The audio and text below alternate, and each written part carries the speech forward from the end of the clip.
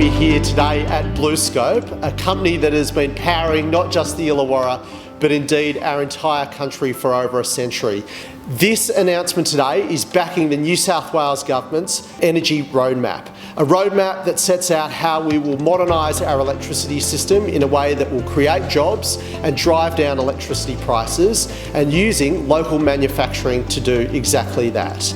For the past century, BlueScope has powered the nation, and today's announcement is ensuring that it will be able to power the nation for the next century. We're going to need over 650,000 tonnes of steel to power our transition to a new, clean, renewable energy plan for New South Wales. That steel should be made locally.